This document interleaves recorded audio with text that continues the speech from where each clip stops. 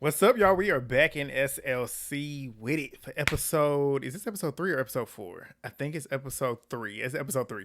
I don't know why I put episode 4. Another good episode. Lisa, I mean, even though Lisa be getting ate up at these events that she be trying to have her moment with, she's still the star of the show. Like, these women make her the moment. So even if she getting ate up, she's still what is being talked about. Like, they literally are talking about her this whole season. But shout out to y'all. As always, y'all are continuing to show love to the videos. This is my first time doing the Housewives. I got Potomac that I know is coming on Sunday. I will be doing that. So thumbs up the video. Get me in the algorithm with Bravo. I'm trying to bring more Bravo shows to my page. If you don't already know, I do The Valley. Did that. Just did the most recent season. That started to really build up towards the end of the season. But with me being out of the algorithm, when I say out of the algorithm, I'm not in the Bravo verse. Hit me with that. Give me a thumbs up. Y'all been killing it, though. Y'all been killing it. The last 2 videos are slowly starting to climb. We about to get to 1,000 views. Let's keep doing that. Get in the comments as well. Do that. I love that y'all give me y'all's thoughts. I love that y'all are liking the fact that I'm talking about the show. But I love it just as much as y'all. It's funny. Like, every episode is hilarious. And the women, they all clocked in. Like, they all are at work. So I enjoy it. I always have a lot to say. I wrote a lot of notes down. I'm probably going to breeze through the little individual scenes because we got so much to talk about at that group scene. But subscribe if you're new. Do that real quick. It's free of charge. We're on the road to 15K. Let's do it. Let's do it. But let's get into the episode. Let's go. All right. So we start off the episode with the main character, Lisa Barlow. She is at Vita Tequila, the lounge, and she's setting up for an event. She's talking about how she's been exhausted about talking about these lawsuits with these girls. And she's like, I'm moving on. That's something that they need to learn how to do. Move on. They only doing it because they're trying to give you that same energy you be giving them. And of course, they're obsessed with you. They want to talk about you. But Steve Carroll is coming to her event. She starts name dropping all these people. And she's like, these girls just don't understand like who I work with. She started name dropping Usher. She started name dropping a bunch of other people. I'm like, yes, she do be. I mean, they do pay attention to her. Like, if you really pay attention, they do know who she is. But she starts name dropping and she says they just don't understand. Like, when you're doing big things, you're likely going to get sued at least once or twice. And we're prepared because we got at least 6 lawyers. She ain't lying because that is true. But we know she got 6 lawyers because if you watch season 2, the infamous episode when Jen Shaw ran from the feds, she was on that bus calling every last one of her lawyers. That shit, a moment. But Lisa then tells her assistant to pretty much confirm a luncheon that she's planning, which is at the end of the episode, a big old mess. And we see the flashback of her pretty much telling Amy she wants to invite her, Mary, Meredith, and Heather to a shooting lounge prior to the luncheon, excluding Bronwyn, Angie, Brittany, and Whitney, who she's going to invite to the luncheon. And Amy's like, that's big of you. And she's like, I mean, I don't really think it is considering what I have planned. I said, okay, okay, Lisa. But we then move to a scene with Bronwyn and Todd out at lunch. And she tells us the biggest takeaway from the reunion in New York was that Todd was taking everything in about what people had stated in regards to how he speaks to her, how he responds to her. Was it being shown here? Because I don't think it was. But she says that he's made a significant effort since then. And she starts asking him about his day. He asks about hers after he gave her a dry response. And she talks about her dad. Like, she went to go visit her dad. And as she's talking, he's not even looking at her. Like, we know from last season, it just seems like he's just disconnected from her, which is interesting considering how he looks and how she looks. You wouldn't think that she would go for somebody like him. So for him to be the one that's the most disinterested is the crazy part to me. But she tells us about both of her parents that had moved in with her because of their health challenges, which I was like, damn. So you got your parents in there, you got your daughter in there, and you got her boyfriend in there. I'm like, you got a busy house with that. And it's probably nasty and it stank considering the fact that she barely had anybody in there last season and couldn't get the shit off the floor from them dogs. But we find out that her dad has Alzheimer's.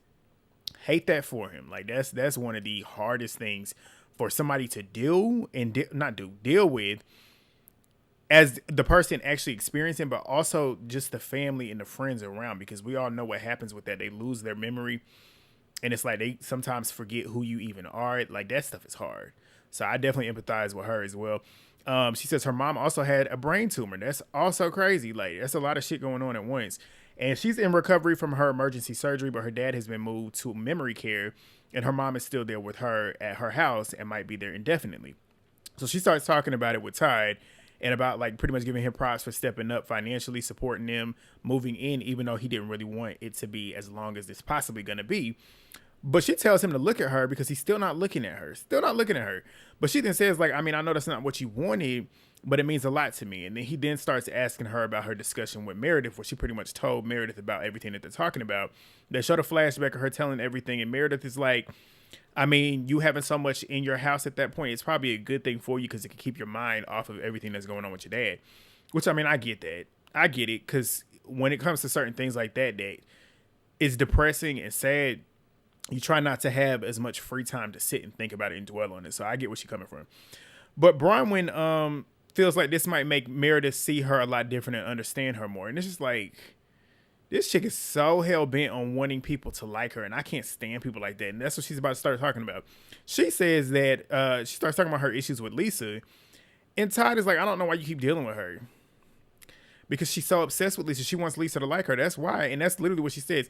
It bothers me when people don't like me. I can't stand people like that. I have been one person, even as a kid, I have never gave a fuck what anybody thinks about me. When people ask me all the time, like, what do most people probably describe you as? And I would say polarizing. Because either you like me or you don't. And regardless, I don't care if you like me or you don't. I'm just the type of person, my type of personality, I'm very straightforward. I'm going to tell you the truth. I'm not going to sugarcoat anything. I'm very blunt. Some people like it. Most people like it. Real people like it. And then some people don't. And I feel like that's the issue with Bronwyn and a lot of other people. Like, she the type of person that has to have a million friends around her. And a friend to so many people is a friend to none. Me, I feel like I have a decent amount of friends. I definitely have a decent amount of friends. But I have like certain groups. And there's certain, in those groups, it's not that many people. And I have a certain amount of people that I communicate with on a day-to-day basis. I don't spread myself thin. I don't call everybody my friend. Brian was the type of person that'll call somebody that she just met her friend. And it's just weird. But he says, a lot of people don't like you. Exactly. And she says, like who? He says, look at your Facebook comments. She's talking about Instagram. But she says, I mean, I can't help, but I just want to fix it. And he's like, why? All the shit that she done said about you. I said, hello? That's the one time I'm actually agreeing with Ty. But we see a quick little scene of Angie. She's at her dad's house, and they're having Greek coffee and fruit. She talks about how, like, this is her favorite time of year when the flowers start blooming. That's when she kind of gets reminded of the fact that she has another year with her dad. And he then brings out some pictures that he wanted her to see. It's a lot of pictures of him growing up and stuff, which obviously is bringing back memories of when he was out there in Greece. And all of the trauma that he experienced, he's telling her through it. Or he's talking her through the pictures and whatnot. She's asking questions and whatnot. But she talks about how, like, that time that they flew to Greece, how excited he was actually being there. And he's like, yeah, because it's like home to me. And she starts getting emotional, talking about how she felt connected to the Greek culture, and that's important to her. She wants to pass that down to Electra, and she wants Electra to kind of have that same influence, which we later see Electra don't give a fuck about that. She don't. And it's like, can I really fault her? Because from what I know, Electra was born and raised in the States. Like, I feel like she don't really care as much as Angie obviously would. We then see a scene of Bronwyn at home with her mom, and her mom's just going back and forth to California, kind of like getting ready to sell up the house, everything, like the whole childhood house. She's trying to figure out what to get out and all of that stuff. But her mom says, like, there's things that she's been seeing in there that they haven't really opened in 25 years. And that's the emotional part, because obviously Bronwyn's dad is not there to be able to go look through the stuff too. And she's like, I'm sitting here questioning if I should even be throwing stuff out because he's not here to tell me if he needs it or not. So obviously she's starting to feel guilty, and Bronwyn starts talking about how it's hard just watching somebody go through Alzheimer's, and it's even harder too sometimes for the people who know, which is the truth. And she was like, I mean, I feel sorry for myself, like, because I'm losing my dad and I'm just his daughter. And then she starts thinking of how hard it is for her mom too, because that's his best friend, that's his wife, that's his partner in life. And it's like, me as the child, yeah, I'm missing my dad and knowing that his time here is limited, but also her, that's her life partner, talking about her mom. But Bronwyn then starts stating that she doesn't feel that her dad remembers this version of herself, which that's hard. That's tough. But her mom's like, yeah, he thinks that you essentially are Gwen, and he's worried about you finishing college. So he's kind of in this state of mind where he thinks Bronwyn is 19 years old, like around that age. And Bronwyn was like, I mean, it's like he's reliving that part of my childhood, which we know that part of her childhood was rough because that's when she was pretty much getting ready to have Gwen. And as we all know, Bronwyn wasn't going the route that they probably would have wanted her to go. So she talks about that, and she's like, he's remembering the time that wasn't the most proud for me. And her mom was like, I mean, he just wants the best for you. And Bronwyn was like, I mean, I took a longer route to get to where I'm at right now, where I needed to be. But her mom then says, you couldn't have got there without Todd. I said, damn. She said, without a dime, you couldn't have got there. I said, damn. I said, now, but is it true, though? Because it's seeming like it is true, but it's like, damn, that shit was hard. That was hard. Bronwyn immediately got uncomfortable. And her mom was like, I mean, you needed him to support you. I'm like, damn, was you not supporting her? But Bronwyn then says, like, this is the, and she says this in her confessional, these are like the type of slick comments that her mom be making about her. And this isn't the first time that it's happened. And she feels like she needs approval from her, but she also wishes that she didn't. And I said, that's the problem, because you always, and I feel like it starts at home, which makes me think that she probably didn't get the support that she needed from them. Because if she feels like she needed that support from her and she feels like she needs that approval from her, that's why she goes around wanting everybody else to like her in her real life, which is a problem. We then get a scene of Heather at home. Angie arrives with some wine, and Heather's pretty much telling her, I'm turning my kid's storage into my creative office. And she's like, it's a new chapter for me without no more girls in the house. Basically, I get to start a whole new life, basically. But she says that she has a third book deal. She's got more creative things that she feels like she can do that she normally would feel guilty about, because she was a hands-on mom at the time, and basically she didn't want to have that much of a workload that would take her away from being hands-on and present with the kids. But they start painting and whatnot, and Angie starts telling her that she's working on getting her Greek citizenship, and she wanted more of a reaction from a lecturer when she told a lecturer, which I'm like, I don't know why you wanted that from her. It don't mean that much to her. It really doesn't. It means it to you, but like a lecturer don't care. And we see the conversation, and she really didn't care, and she's like, basically stating like, why does Angie make being Greek her whole personality? Which, I mean, it is true. Like, from all of what we've seen of Angie the last, 4 seasons, she always talking about being Greek, which is not a problem. That's your culture. Like, be about your culture. But like, she definitely makes it her personality. But they then start talking about the party and how Heather just disappeared when Lisa and Bronwyn were getting into it. And Angie tells her, like, Brittany pretty much sold me out to Lisa about me comparing her to Jen Shah. And Heather's like, I mean, we clearly have a friend that's either having financial distress, she's living a lie, or she's being attacked by all these lawsuits. So Angie says, like, a part of her feels for Lisa, but the other part is thinking, like, is she ever going to change? She always talking about me, and I'm better than y'all, and this, and this. And Heather then brings up how Lisa was talking about and telling her, like, I live a different life from you. She ain't just say you. Like, one thing about Heather, she gonna always try and make some shit about her. But my thing is, too, though, the way she's talking about Lisa in this moment, she didn't have that same energy with Lisa in her face. And you trying to be her best friend like that, I feel like Lisa's probably not gonna like what she saw from this. But Heather says, like, it hurt her feelings. I'm like, well, you didn't express it like that to her. Like, you should have said that to her. But we know you ain't gonna do that, because you know, being truthful and real to her, that's not pretty much telling Lisa that kissing Lisa's ass, you know Lisa ain't gonna fuck with you, and you so desperately want to be up under Lisa that you gonna do this shit, and you pretty much gonna let her get your feelings hurt. But a part, she says, like, also that part isn't changing. A part of being Lisa's friend is not changing who she is, but it's also almost impossible to defend her at this point. And I'm like, okay. But Heather then says that Lisa thought that her and Angie had a real friendship, which is why she feels that this is a betrayal. Angie's like, I did too. But we then move to Lisa at the shooting range. Mary, Meredith, Heather, and Amy are all there. And Lisa's like, I mean, this is one of my favorite things to do. I didn't want everybody here because they're so comfortable stabbing me in the back. Who's to say they ain't gonna try and shoot me? I said, Lisa. But she said, I only invited these girls so I can let off some steam before I go and blow some shit up at the lunch. You didn't really blow nothing up at that lunch. But Heather ends up asking Lisa, is this the whole group?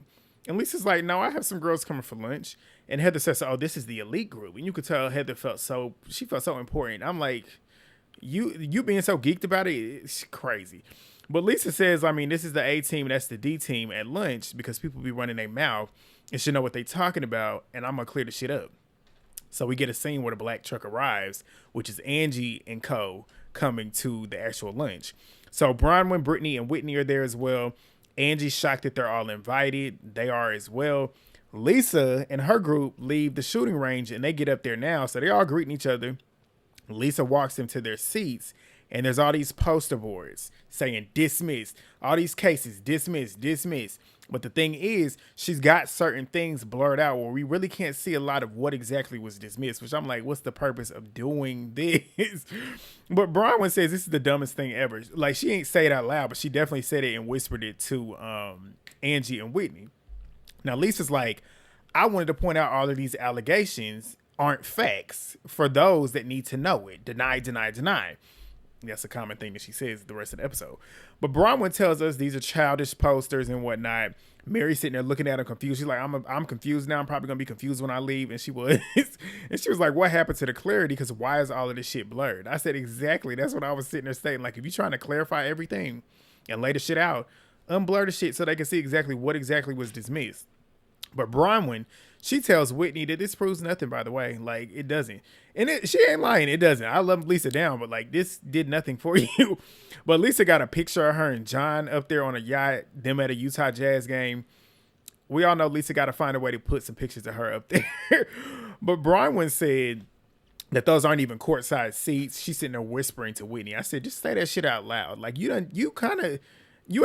did slide Lisa at the party. So you should have all the confidence in the world to say what you want to say to Lisa. But we know you're not going to do that because you actually like Lisa. You want Lisa to like you, and that's the problem.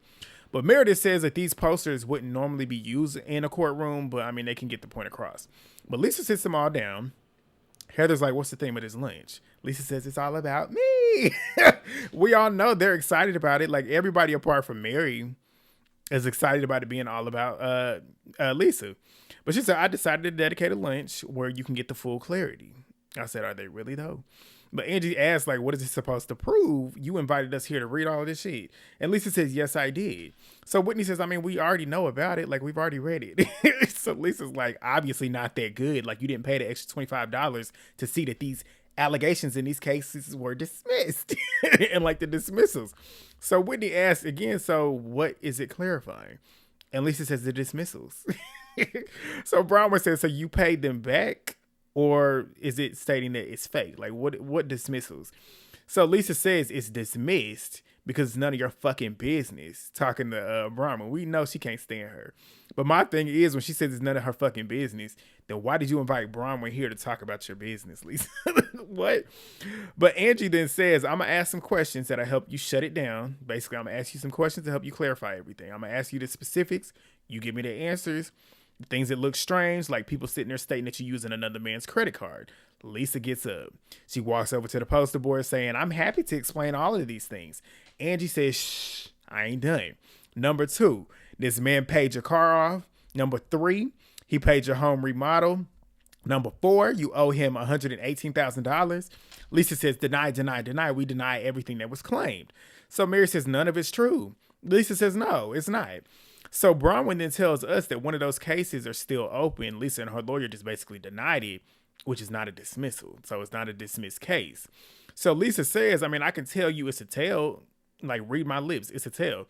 So Angie ends up asking, so do you have a credit? Like, you don't have a credit card that he got you in your name? And Amy was like, I mean, they technically are in business together. I'm like, Lisa, let Lisa state that. I want to hear if she was stated. But Lisa says this is what they don't get, though. I'm like, what don't they get? So Whitney then asked, like, is that a part of what was dismissed?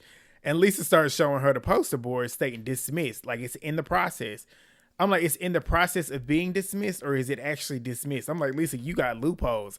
Like, Lisa was just talking, but she wasn't clearing anything up. So Bronwyn says, so your response is you denying them. And Lisa sits down and she was like, there's a cocktail stating fanciful tale. And that's what my lawyer described the allegations. That's how my lawyer's describing it. So does that answer your question? I said, no, like it's not. But Angie, she don't know what she's talking about with this fanciful tale stuff because she kept saying it. But Lisa says, I'm not worried, so nobody else should be worried about it either. And it makes me feel, if it makes you feel good to be sitting here talking about me behind my back, that's on you. It's not on me. So Angie says, I mean, I think it got brought up because you were basically digging into Bronwyn's shit, like behind her back. Lisa denies it, but the flashback shows it obviously to be true because she clocked Bronwyn about that necklace at the reunion, which requires you to go do some investigation. I mean, that's what it was. But Bronwyn says it's not just me. Like you've been digging up on everybody else at this table, which we know that to be true. Love you, Lisa, but it is. But Lisa says, like, you full of shit. You don't know anything. You don't know nothing about digging, but we know you like to dig. I said, what, Lisa? I said, because if she don't know nothing about digging, then how would she like to dig? But I mean, I get what she's trying to say, though, I think. But Lisa says you're obsessed with talking about me, which she is. She is. And she says, because you got busted over your jewelry that you didn't and can't buy. I'm none of your business. You're none of mine. So don't talk to me again, which we all know that hurt Bronwyn, because if Bronwyn wants to talk to Lisa. But Bronwyn said, so why do you keep talking about me? I had to apologize to Amy about the house fight because you called me a whore. She didn't call you a whore. She insinuated it, but she didn't. But Lisa then says, I never called you a whore. Bronwyn says, you basically said that I suck dick for money. And Lisa was like, I mean, you trying to get away from the fact that your husband is a misogynistic asshole. So Bronwyn then says, the misogynistic one is you. You the one sitting here saying that I suck dick for money. And Lisa says, honey, you only brought it up because you got busted for lying.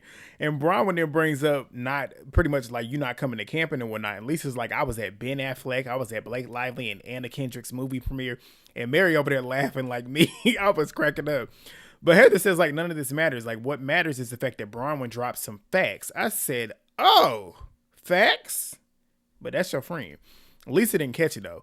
But Lisa says, dismiss, dismiss, dismiss. I'm in a lawsuit that has no merit at all. So Bronwyn swears that she hopes she gets everything cleared up. Like, I don't want this for you. I don't want this, da-da-da-da. You do, Bronwyn. Stop lying. Like, you literally are enjoying this. But Lisa then says that I did get sued, probably will in the future, but there's no merit to it. Do I have money? Yes, I do. Do I love my business? Yes, I do. Do I factor my receivables? 100%. She said that last line looking directly at Whitney. I said, oh, she's taking a shot at you, girl. So Angie then says, like, I came here thinking that I'm feeling like I'm taking a quiz at this point. But Lisa then says, so what were you trying to gain talking about me behind my back, talking bad behind me? And Mary was like, I mean, it was all of us. It wasn't just Angie. So Lisa then, because Lisa knows not to pipe up at Mary, but Lisa says, I'm asking a very simple question, talking to Angie. That might be a two-parter. I said, so if it's simple, why does it need to be a two-parter? But she said, what was your objective talking badly behind my back? Angie said, I mean, I watch you talk about people's businesses and stuff. And Lisa says, okay, like that's for the story. I think that's what she said. But Angie says it's frustrating. Lisa says, you're frustrating. I said, Lisa, shut up and let her talk. But Angie says, nobody makes me want to get out of my chair more than you do. Like you've literally been one of my closest friends, but you're so frustrating because you won't listen. And Lisa says, you are too. I said, oh, here we go. But Angie then says, I mean, you basically sit around and talk. I'm willing to listen, but you basically won't listen to me. But she basically states that I added on to a comment that was made, and I'll spell it out again. Lisa says, I'm not the one sitting here trying to be Jen Shaw. Angie was like, so you think I do? Lisa says, I mean, you looking like her. Like, you got the same hair, the same brow, girl, just going on and on and on. And Angie stands up. She's standing up at this point.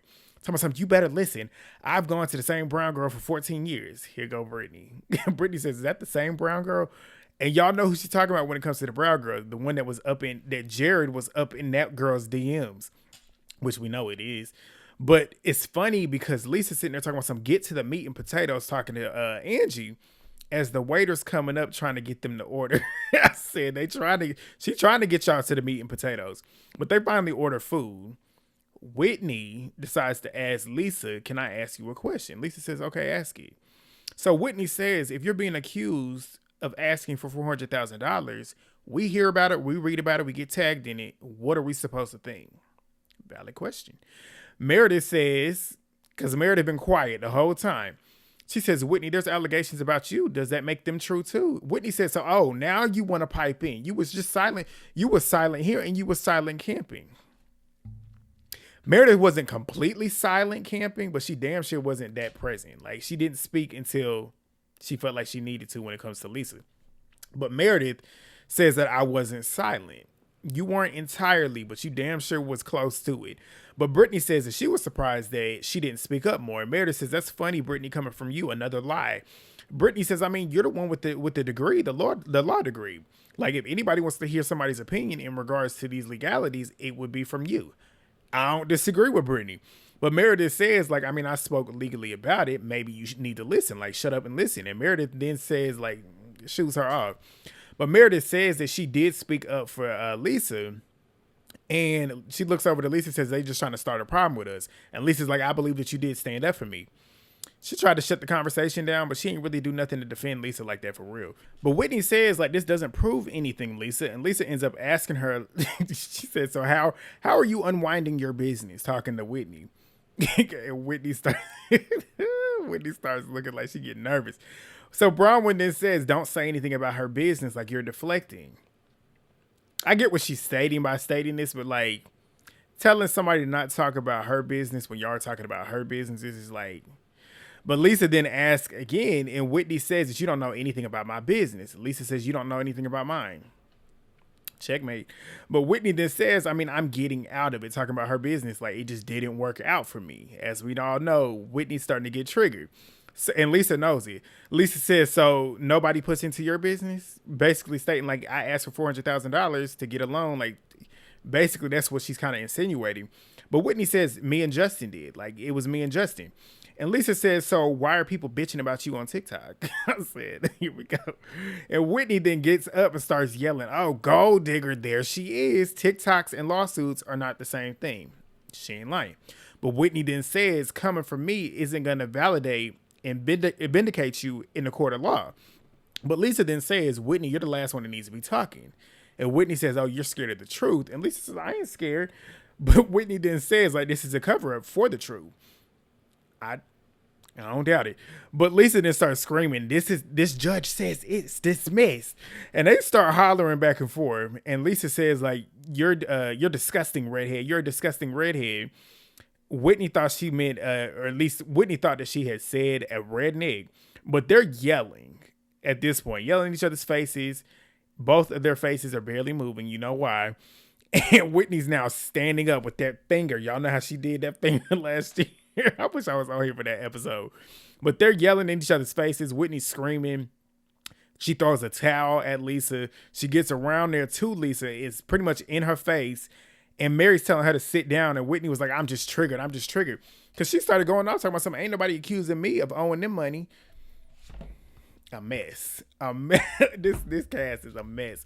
But if you got through it, get in the comments. Let me know what y'all think. Share the video. Subscribe if you're new. And I will see y'all next week. Peace.